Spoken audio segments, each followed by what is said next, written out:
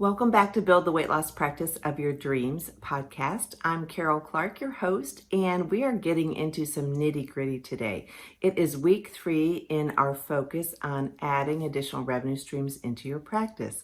And so we started out with an opportunity audit, then we looked at different options that might be appropriate, and today we're actually talking about how do you successfully implement a new revenue stream in your practice.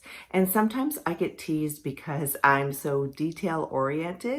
And while I like to keep the big picture in mind and your vision, and we're going to get into that a little bit, it is really important to pay attention to the details. So whether it's you or someone in your practice, it really does help streamline this whole process, shorten the time frame for getting a new revenue stream off the ground, and also increase the likelihood of success. So the process I'm going to share with you today, I go into a deeper dive in Bariatric Business Boss, but what I'm going to share with you today, I have implemented over and over and over in our own practice as well as many other practices.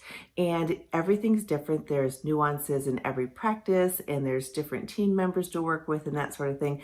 But the baseline process works. And there's 7 steps that I'm going to share with you today. So if you've selected a new revenue stream to offer in your practice, here are 7 steps to help increase the likelihood of successful implementation and helping to make sure that that ends up being a profitable and worthwhile endeavor for your patients, number 1, and also for your team in your practice. So the first thing you want to do is identify the team that's going to be necessary for implementation. And it's best to have someone who's going to take the lead for that because you can't do everything in your practice. One person can't. So it's helpful to have the team involved who are going to be key players and talk to them about this endeavor.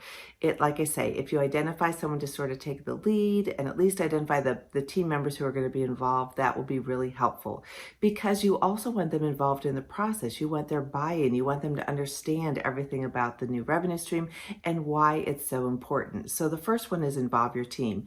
The second thing is to establish what your desired outcome is with that, as well as what your vision and your goals and expectations are. So if you set this straight from the beginning, whether you have a small team or a larger team, this just helps keep everybody moving in the right path, on the right train track, moving along in the right direction. They want to know what your vision is. They want to know why this is so important. And then it helps them identify the steps to move through.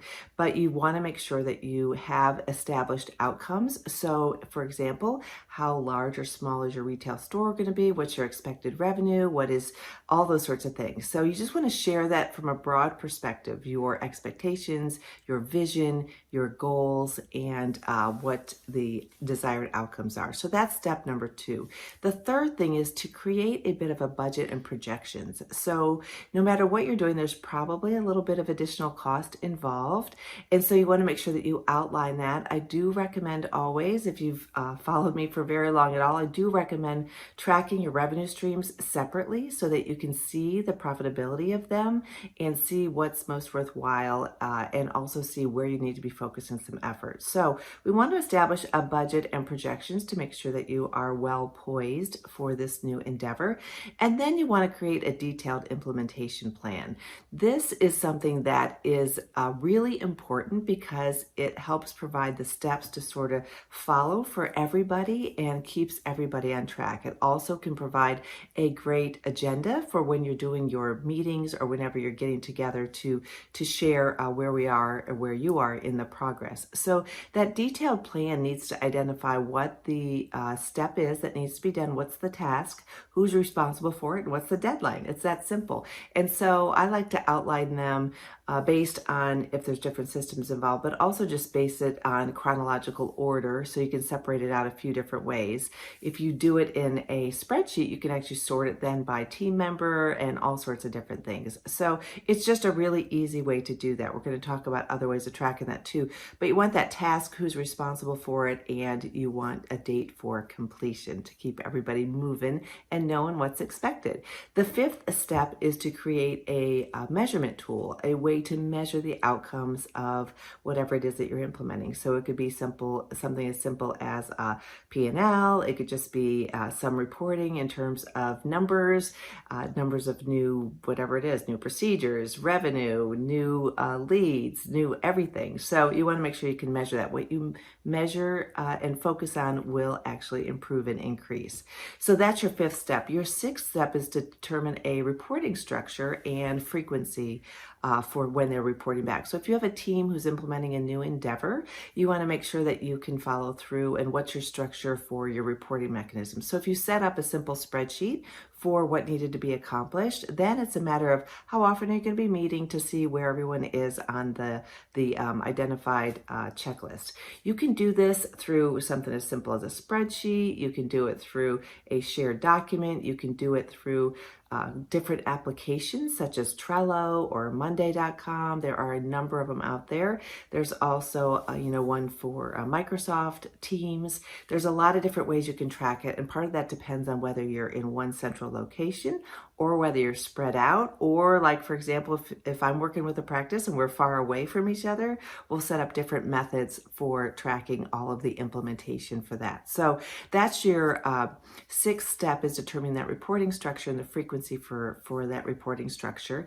And the seventh is to establish your preferred communication methods. So is it via those Trello or Monday.com, via those boards? Is it via Google document? Is it via email? Is it via a Zoom meeting? Is it via telephone? Whatever is going to work best in terms of your communication method, you want to make sure that you set that up. If you're all on site, then maybe you're doing live meetings. That's awesome. But you want to make sure that you have that set up. So those are the 7 steps to follow to successfully implement a new revenue stream into your practice. There are some other considerations that I encourage you to just take a look at. The one is setting up systems. Once you establish your new revenue stream and you get it rolling, you want whoever's taking the lead or whoever's most involved in it to develop sort of what's that streamlined system from a marketing perspective into implementation and tracking and the whole point of sale, depending on what it is that you're implementing. So you want to have a system in place and document that. It's something that will change over time, but once you have that system in place, it's easier to tweak versus feeling like you're starting from scratch and on a hamster wheel every single day trying to figure out what's going on. The other thing is, as I mentioned, tracking that financial system separately and making sure you monitor your return on investment for that. The other consideration is facility planning. Maybe you're adding something that's going to require some modification in your facility. So it may be a retail store. It might be something for a new service. If you're doing, you've talked to me and you've implemented UltraSlim, maybe you need to have a room for that and that sort of thing. So you may end up needing to do some of that sort of thing as well. Facility planning. A lot of times it doesn't require a lot, but oftentimes there is. For some practices I work with, they're starting brand new practices. And so it's a whole new facility and from the ground up, which is really fun and exciting. But facility planning is another consideration. And then also, what is your marketing and promotion plan for this new revenue stream?